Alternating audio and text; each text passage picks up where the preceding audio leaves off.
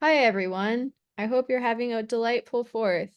Brooke and I are here to teach you about some of the buildings of the Renaissance and Baroque period. The Renaissance and Baroque period went through the eras of around the 15th to 17th centuries. It was marked by the transition from the Middle Ages into modernity and was characterized by an effort to revive and surpass the ideas achieved in classical antiquity. However, the Middle Ages were not abandoned, and the Renaissance was the consequence of once medieval cities becoming wealthy from the trade of goods in tandem with the growing importance of humanism. So, humanism is kind of embodied by this quote by Leon Battista Alberti. He was kind of the Renaissance man, made that a thing. And he said that beauty is the adjustment of all parts proportionally so that one cannot add or subtract or change without impairing the harmony of the whole. In this saying, you can kind of start to understand this idea of humanism as an intellectual movement typified by a revived interest in the classical world and studies which focused not on religion, but what it was like to be human. And with this was a good example of this is seen in this Leonardo da Vinci painting of the Last Supper, in which on the left you can see the reuse of the golden ratio that we learned about in mathematical importance, but also this idea of surpassing it with ideas like perspective in painting. And not only that, but you see this idea of using things like geometry and math to really show an importance. So all the perspective points here in this painting lead to Jesus. And not only that, but the spacing of the characters and of the whole scene is impacted by geometry, which creates this very orderly, impactful image. So with that, I wanted to have our first building be the Duomo, which is found in Florence. And Florence was the start or the city that started the Renaissance. And it was because of the economic prosperity, the political stability, cultural patronage, intellectual curiosity, and the legacy of ancient Roman and Greek influences. So this church was actually begun in 1296. And the main body of the church you see here is very much more medieval. But the added part during the Renaissance was this huge dome over here on the right. And that was completed in the 15th century. And when it was considered the largest cathedral in Europe and the largest dome known in the world. And it inspired many architects and artists throughout the Renaissance period.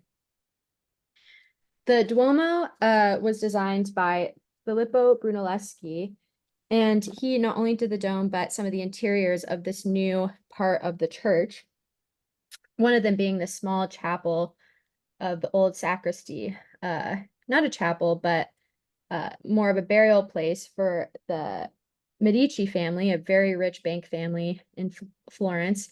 And I wanted to include this because although a smaller part of the church, it really shows the Renaissance characteristics that you see throughout the period, such as the classic and Greek elements, including the arches, columns, and capitals.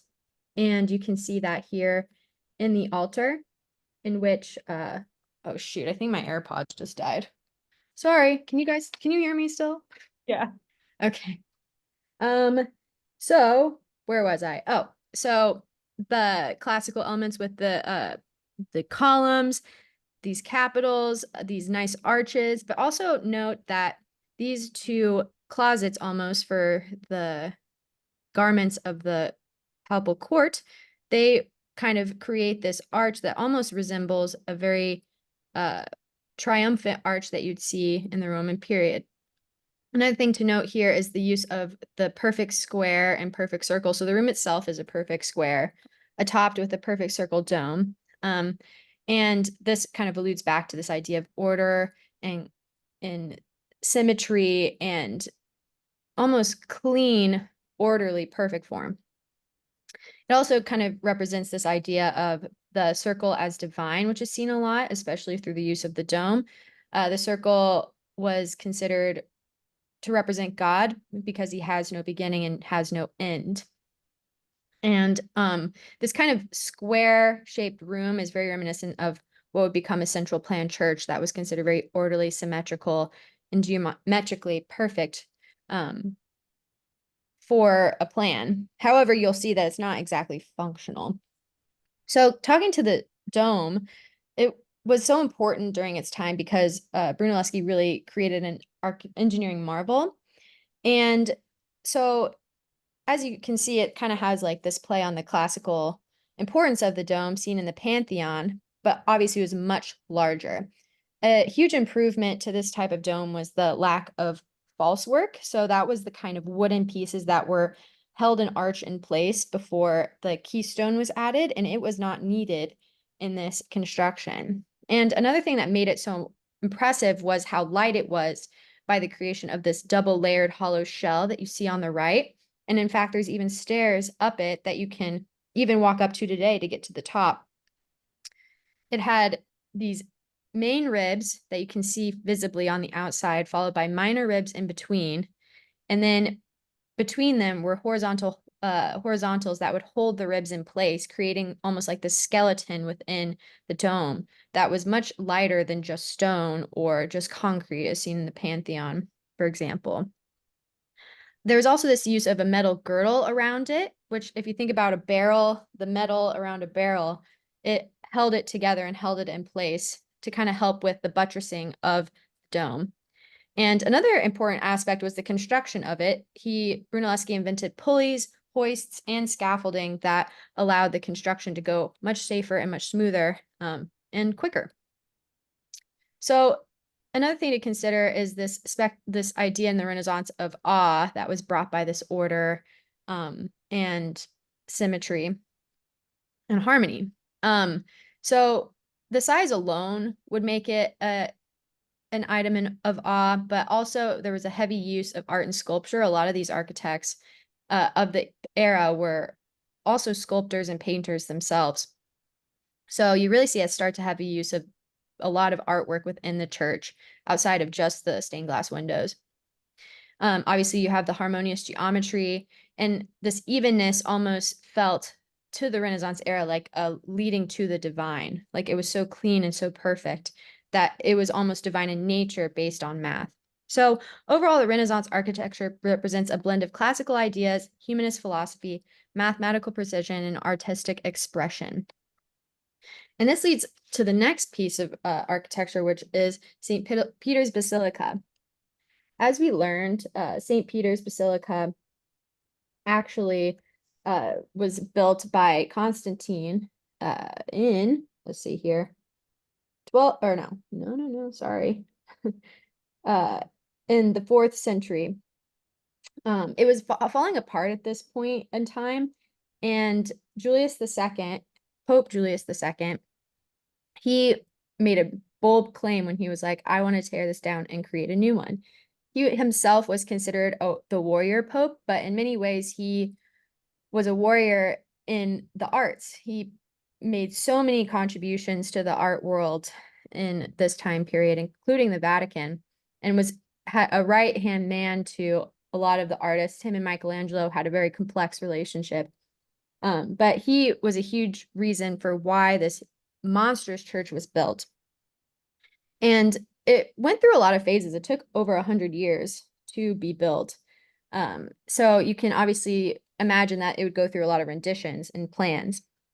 And one thing about the Renaissance, as I mentioned, was this central plan church in which it was, a square with a circular middle, usually topped by a dome. And that was first presented by Bramante. We kind of don't talk about Raphael's plan. That was a brief period. But then the important one here is Michelangelo's plan, in which he really defined, the building of the dome and really put into place like the actual parts that would build it, like the practical part of it. However, the central plan is not great for holding a lot of people, and this church was meant to be a massive gathering place for Christians from all around the world, a pilgrimage site. So there was a basilica element added when they added this nave to it here, so that it could hold a large amount of people. But the result of this is this massive undertaking was the biggest church with the largest dome created by the top artists of both the classical or of the Renaissance and Baroque era. So St. Peter's foundation is a Renaissance design. And so as you can see here, as seen in Florence, you have a central plan church with a beautiful dome atop. The dome itself was very much like that of Brunelleschi, as well as the perfect use of circles and squares. However, you can kind of see that it's not as literal an interpretation.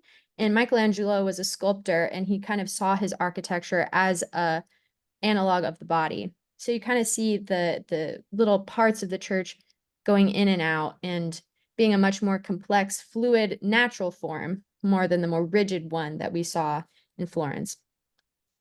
Overall, this created a sense of grandeur, transcendence, inspiring awe and reverence in the perfect form, proportional and static, but still very clean in its perfect simplicity, and mathematically proportioned forms. And when we kind of talk about St. Peter's Basilica, you kind of have to talk about Bernini as well, the Baroque artist and architect.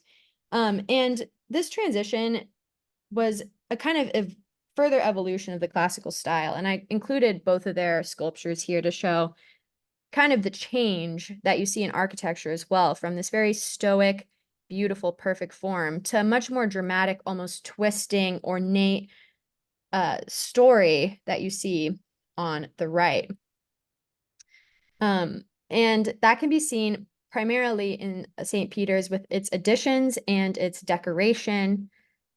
So as you can see here on the right, it's the very Renaissance idea of clean, perfect, symmetrical lines. But the art on the walls itself are very elaborate and decorative and almost emotional. And another thing that he built and designed was the altarpiece itself, and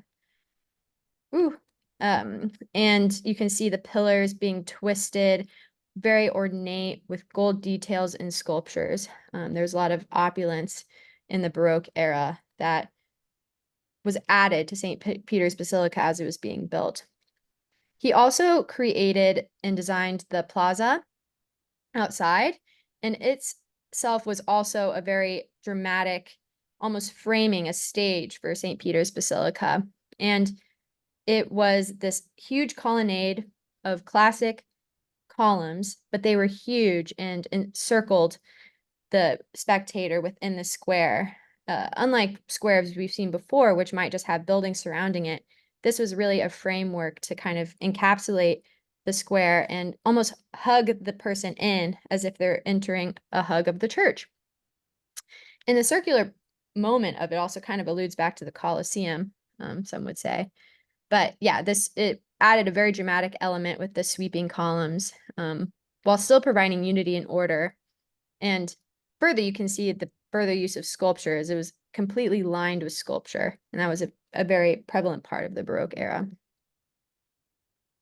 Okay, now moving into the Baroque era. This was an I can't hear you, Brooke. Oh.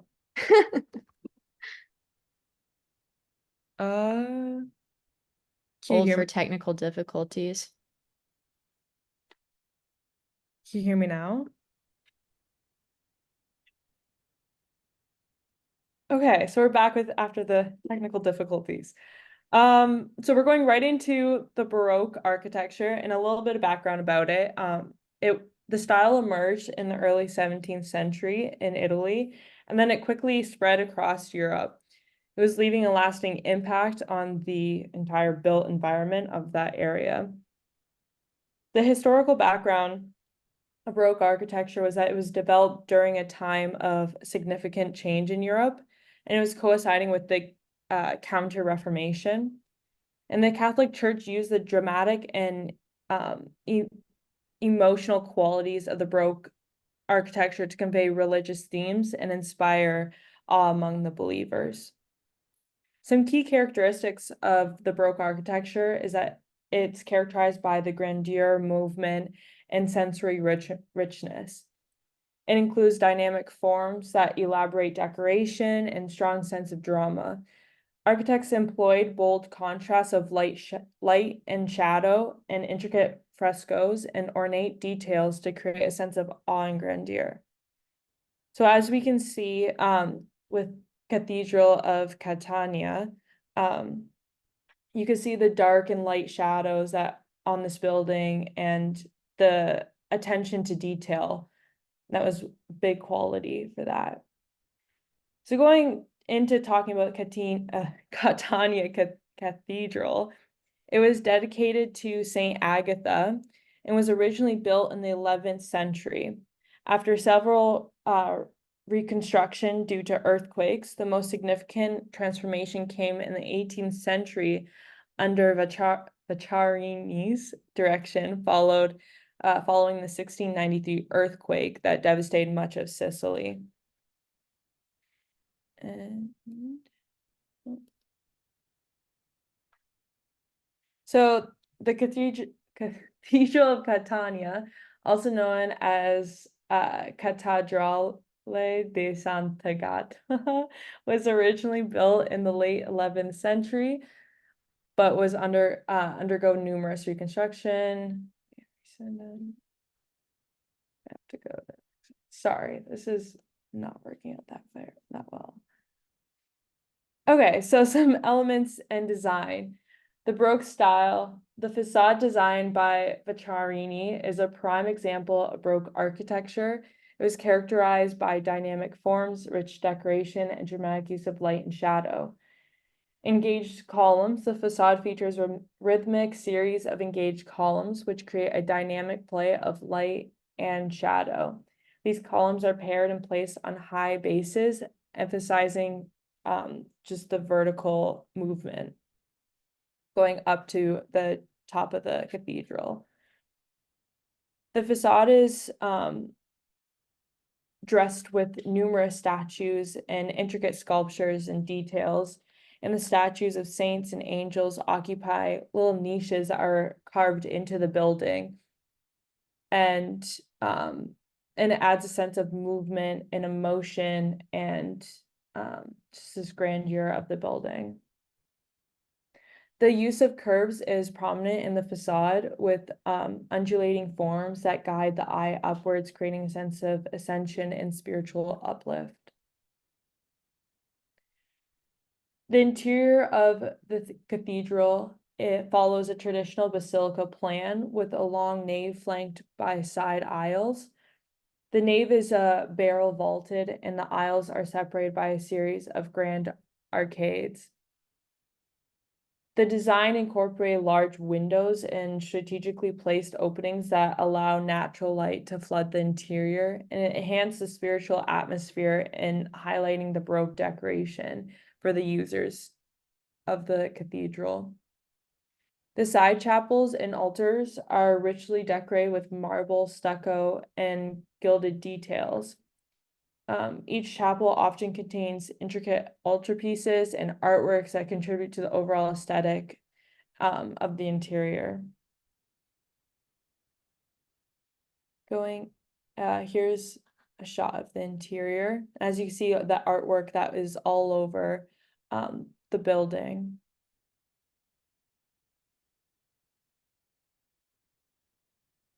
So Vacciari's design incorporated innovative features such as undulating facades, which create a sense of movement and drama. Another structural innovation that was done after the earthquake of 1693, Vacciarini made sure that he incorporated seismic resistant features into his design so that the destruction of the building wouldn't happen again with another earthquake. This included reinforced walls and flexible structural components to absorb the seismic shocks and reflecting an advanced understanding of engineering during that time. Oh. So all in all, the Catania Cathedral was a testament to the transformative power of Baroque architecture. It blends dramatic design, local materials, and artistic richness, and it is made to stand out as an example of a dynamic and emotional architectural style. Thank you. Thank you for coming to our presentation or watching our presentation.